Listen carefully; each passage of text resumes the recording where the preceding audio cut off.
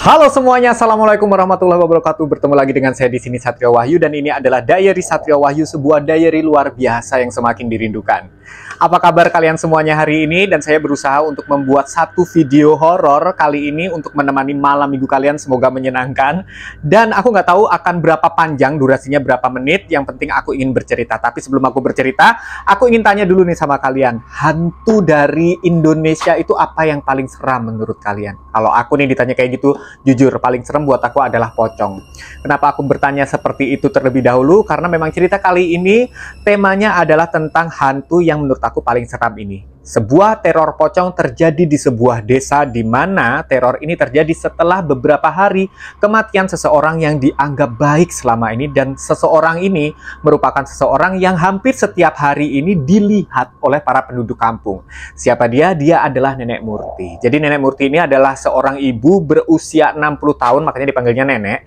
Dia berprofesi sebagai seorang tukang pecel yang digendong, dan biasanya dia itu selalu menjajakan dagangannya itu dari rumahnya dia yang berada di sisi gunung. Kemudian dia akan berjalan kaki melewati beberapa desa sampailah dia di pasar. Di sana dia biasanya akan ngejogrok gitu. Dia akan duduk di sana untuk menjajakan pecelnya itu. Tapi tak jarang dagangannya ini habis sebelum dia mencapai pasar. Jadi memang laris banget ini Nenek Murti. Dan sempat dikenal sebagai seorang penjual pecel paling legendaris lah di daerah ini. Nenek Murti ini juga dikenal sebagai seorang penjual yang sangat ramah. Dia selalu menyapa setiap orang yang dilewatinya dari rumah ke rumah. Jadi setiap kali dia tuh lewat rumah, dia tuh selalu menawarkan, "Bu, pecel Bu." "Oh enggak Bu." "Oh iya terima kasih." Kayak gitu-gitu. Pokoknya setiap kali Nenek Murti ini nggak dagang, orang tuh pasti tahu. Karena setiap kali dia dagang, dia pasti negor kanan sama kiri. Ibarat kata tuh kalau orang tuh kalau misalkan dagang subuh, pulangnya maghrib gitu ibarat kata ya. Karena apa? Tiap rumah tuh disapa satu-satu, memang ramah. Hingga pada suatu hari tersiar kabar lah kalau Nenek Murti ini mengalami sebuah sakit karena memang sudah tua. Dan biasanya Nenek Murti ini memang beberapa kali sudah sempat tersiar kabar kalau beliau ini sedang sakit, tetapi biasanya nggak pernah lama. Mungkin karena kelelahan aja karena udah tua kan. Tapi kali ini sakitnya cukup lama, sampai 1 bulan. Nah setelah 1 bulan ini tersiar lagi kabar menyedihkan bahwa Nenek Murti sudah berpulang, beliau meninggal dunia. Banyak sekali orang yang merasa kehilangan, tapi sebenarnya yang paling membuat heboh dan menjadi buah bibir kala itu di tahun 1980-an, setelah kematian Nenek Murti, si penjual pecel yang ramah tamah, yang baik hati ini, tiba-tiba terjadilah teror pocong di kampung itu. Seperti apa kisahnya? Kita langsung masuk aja ke ceritanya.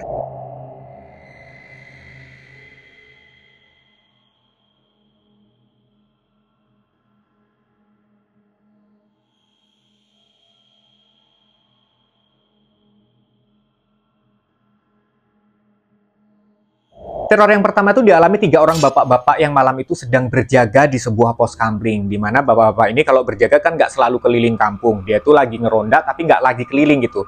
Dan biasanya mereka ngejogrok di pos ronda itu, di pos kamling itu dengan bermain kartu ataupun bermain catur. Nah malam itu mereka sedang bermain catur tuh.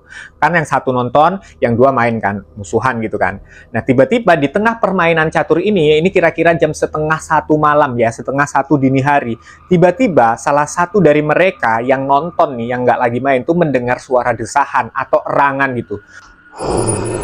Kayak gitu suaranya. Nah mendengar itu dia tuh kaget. Loh itu suara apa? Tapi dia diam aja, melihat kedua temannya yang lagi main tuh lagi seru sekali dan sepertinya tidak mendengar suara erangan itu. Kita sebut saja namanya Pak Andi, Pak Tono, sama Pak Yanto ya. Jadi yang mendengar ini Pak Yanto. Yono, kamu dengar gak barusan? Dengar apa katanya? Itu tadi ada suara kayak ngerang-ngerang gitu. Ngerang-ngerang apa? Kamu tuh halusinasi katanya si Pak Yono. Ah enggak kok, beneran kok. Emang kamu gak denger Di? Enggak, aku gak denger apa-apa. Karena kedua temennya ini, si Pak Andi sama si Pak Yono ini gak denger apa-apa, akhirnya mereka pun melanjutkan permainan lagi dan seolah tidak menghiraukan apa yang baru saja dia dengar. Tapi tak lama kemudian terdengar lagi itu suara erangan. Kali ini lebih kuat. Dan anehnya kali ini 3-tiganya mendengar. Dan setelah mendengar apakah mereka takut? Oh enggak, karena mereka memang beranggapan siapa tahu ini memang ada orang jahat yang sengaja menakut-nakuti mereka. Nah setelah mereka kabur nanti dia akan maling gitu mereka pikirnya. Mereka carilah sumber suara itu. Dan apakah ketemu? Ya tentu saja tidak. Mereka nggak ketemu. Ini dari mana? Kanan kiri dilihatin. Dari mana tadi suaranya? Kayaknya dari sana, tapi kok nggak ada siapa-siapa gitu kan. Akhirnya mereka bertiga beranjak bangkit dari pos kamling itu untuk berjalan berkeliling dengan cara memencar. Yang satu ke arah arah kanan, yang satu ke arah kiri, yang satu ke arah depan. Pokoknya mereka keliling-keliling dan nggak menemukan apapun atau siapapun juga. Nah, setelah mereka mencar beberapa saat, mereka pun memutuskan untuk kembali lagi ke pos kamling. Dan di sana itu mereka berencana untuk melanjutkan permainan catur. Tapi saat permainan mau dimulai, lampu bohlam yang ada di sana tiba-tiba berkedip-kedip dan mati. Berarti itu mereka bertiga kaget, waduh mati nih, kita mesti ganti nih, apa emang udah tua ya ini bohlamnya. Nggak lama setelah dibahas kayak gitu, lampu bohlamnya itu tiba-tiba nyala lagi. Tapi kali ini nyalanya itu nggak bisa seterang seperti sebelum dia mati gitu. Si bohlam ini sebelum mati, lampunya itu jadi sedikit temaram. Dan di saat yang sama, mereka mendapati ada sosok pocong yang berdiri tepat di tengah pos kamling. Dengan menatap mereka satu persatu dengan tatapan yang dingin, muka yang pucat, mata yang celong ke dalam. Dan melihat penampakan yang seseram itu, tentunya mereka bertiga langsung kabur terbirit-birit. Tahu itu yang satu lari kemana, yang satu lari kemana, yang satu lari kemana. Keesokan paginya mereka bertiga itu ngumpul lah. Dan mereka mulai membahas, kalian tahu nggak sosok semalam itu siapa? Pocong itu tuh kan wajahnya dibuka. Memang pocong ini penampakannya itu dan ditutup secara penuh, tapi bagian wajahnya itu terbuka. Dan Pak Andi ini bilang, aku sepertinya mengenali wajah itu. Wajah itu adalah wajah Mbah Murti. Kamu ada-ada aja, Mbah Murti tukang pecel. Iya, tukang pecel. Mbah Murti orangnya baik, nggak mungkin mati jadi pocong. Tapi bener, Yon, bener. Semalam itu aku lihat wajah pocong itu adalah wajah Nenek Murti atau Mbah Murti katanya. Setelah kan mulai menyebarlah gosip ini bahwa Mbah Murti jadi pocong, Mbah Murti jadi pocong. Ada yang percaya, ada juga yang enggak. Hingga pada suatu hari, setelah beberapa hari setelah kejadian di pos kambing itu, ada satu tukang tambal ban nih yang buka 24 jam. Anggap aja lah ini namanya Pak Burhan ya. Pak Burhan ini adalah tukang tambal ban yang buka 24 jam. Jadi kondisinya kampungnya ini di sebelah selatan itu adalah gunung, sebelah utara ini adalah kotanya, jadi kayak semacam jalan poros provinsi gitu. Di antara gunung dan jalan poros ini itu adalah beberapa kampung yang berderet, jadi ada jalan panjang gitu yang menghubungkan antara jalan poros provinsi dengan gunung yang ada di bagian selatan gitu ya. Di sepanjang jalan yang menghubungkan ini banyak sekali orang yang berdagang, biasanya ada yang jualan warung, jual makanan, ada juga yang buka tambal ban. Nah, si Pak Burhan ini buka tambal ban 24 jam karena memang tidak jarang banyak sekali orang yang tiba-tiba tuh banyak kempes atau pecah gitu. Nah, singkat cerita pada malam itu Pak Burhan seperti biasa membuka kios tambal bannya. Sekiranya jam 11 malam, setelah dia menyelesaikan satu pekerjaannya dari seorang tamu yang kebetulan bannya pecah, dia pun berniat untuk beristirahat sebentar tuh. Kiosnya itu terbagi menjadi dua ruangan, yaitu ruangan depan untuk kerja, kemudian ruangan belakang untuk dia tidur. Setelah dia mulai beres-beres tuh cuci tangan kan biasanya kotor tuh. Si Pak Burhan ini berniat untuk masuk ke bagian dalam kiosnya itu untuk beristirahat sebentar. Tak lama kemudian dia pun mendengar ketukan tuh di pintu kios depannya. Tok tok tok tok tok. Nah, dia lihat kan, tuh, waduh ada tamu lagi nih, alhamdulillah. Dia langsung ke depan, tapi nggak ada siapa-siapa. Tadi kayaknya ada yang ngetok, tapi siapa? Kurang iseng mungkin ya. Dia masuk lagi ke belakang. Belum juga dia sampai ke kasurnya untuk rebahan, tiba-tiba terdengar lagi bunyi ketokan. Tok, tok, tok, tok. Dia datengin lagi, samperin lagi ke depan, nggak ada siapa-siapa. Masuk lagi ke belakang, ke kios tengahnya. Baru juga dia membalikkan badannya, terdengar lagi suara ketokan tepat di belakang punggungnya, karena dia belum sampai ruang tengah nih. Tok, tok, tok. Nah, dia baru balik badan, dia langsung balik badan lagi ke depan. Nah, pas dia balik badan ini, si Pak Burhan ini melihat ada sosok pocong dengan wajah yang pucat. Sepertinya sosok ini adalah sosok yang sama, dan Pak Burhan pun mengenali sosok pocong itu sebagai Nenek Murti. Besokannya tentunya heboh lagi, ada yang percaya, ada yang enggak, karena teror pocong ini sudah menjadi buah bibir di kampung itu di saat itu ya, di tahun 1980-an. Aku nggak tahu sih tepatnya 1980 berapa, pokoknya aku mendapat cerita ini dari tahun 1980. Ini aku dapat cerita dari tantenya teman aku gitu lah. Siangnya heboh lagi karena si Pak Burhan tukang tambal ban ini ditakuti pocong, didatangi pocongnya Nenek Murti. Malam harinya terjadi lagi teror pocong selanjutnya yang menimpa seorang tukang beca. FYI, dari gunung ke kota jalan poros ini adalah sebuah jarak yang cukup panjang, kurang lebihnya itu 15 km. Biasanya orang dari gunung datang ke kota itu, biasanya mereka suka naik dokar atau kalau nggak tuh naik beca. Nah, kali ini si tukang beca ini sebut saja namanya Pak Udin ya. Pak Udin ini sedang narik beca ceritanya. Dia dapat penumpang, beneran nih manusia nih, penumpang dari kota. Dia pulang nih ke arah gunung. Setelah diantar, diturunkannya di rumahnya dia. Dan kan dia pastikan balik lagi ke kota. Karena memang Pak Udin tinggalnya itu di daerah sekitaran kota, bukan di sekitaran gunung. Pas di perjalanan pulang ini, tiba-tiba dia di stop di tengah jalan sama seorang nenek-nenek. Pak, becak Pak, saya mau ke kota, katanya gitu. Pak Udin ada penumpang ya seneng lah. Oh ya, silakan Bu, silakan. Dia menepikan becaknya, kemudian si nenek-nenek itu suruh naik. Gak lama kemudian, hujan itu turun rintik-rintik. Nah, kalau misalkan kalian naik becak nih, buat kalian yang nggak pernah naik becak, aku kasih tahu nih ya. Kalau misalkan hujan turun atau gerimis kan biasanya becak itu kan selalu ditutup tuh, pakai namanya plastik gitu kan. Sampai si tukang becaknya sama si penumpangnya itu kayak kehalang gitulah sama plastiknya itu. Jadi tukang becaknya nggak bisa ngelihat penumpangnya, penumpangnya nggak bisa ngelihat tukang becaknya.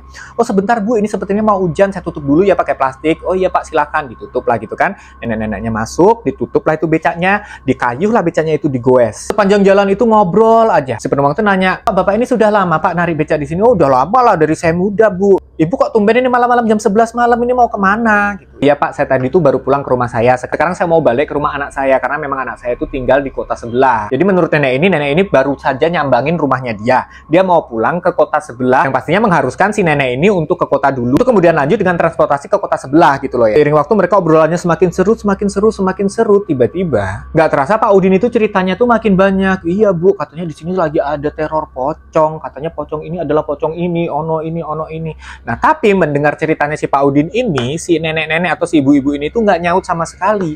Nggak ada suara sama sekali. Terus Pak Udin bilang, apa ibu ini ketiduran ya di dalamnya? Kan dia nggak bisa lihat tuh penumpangnya karena ketutupan plastik itu tadi kan. Sampailah dia di kota. Ibu mau turun di mana? Di halte atau di mana? Nggak dijawab juga. Akhirnya berinisiatiflah si Pak Udin tukang beca ini untuk menurunkan si ibu penumpang ini di halte bis. Karena kan dia bilangnya mau ke kota sebelah. Saat di halte bis, si Pak Udin ini turun. Dia bukalah tutupan plastik itu dan dia kaget sekali karena di dalam kursi penumpang itu udah nggak ada penumpangnya lagi. Kayak itu juga dia mencium bau kembang. Sangat identik sekali bau kembang itu dengan bau kuburan. Semacam kayak bau kembang mawar melati yang dicampur sama pandan. Wah, nggak bener nih, jangan-jangan gue ngangkut pocong nih dari tadi. Pun bergegas lah kan, langsung pergi dia dari halte itu. Dia ceritakanlah ke temannya tukang beca itu. Dan ternyata yang mengalami teror serupa nggak cuman Pak Udin, beberapa temannya juga sudah mengalami di malam sebelumnya dan malam sebelumnya lagi. Dan ternyata memang benar. Ternyata selain mengganggu para penduduk desa, sosok pocong ini juga mengganggu orang-orang yang bekerja di malam hari. Nah, ini ada juga nih pengakuan salah seorang tetangganya Nenek Murti ya di kampung ya, di rumahnya yang dekat gunung itu.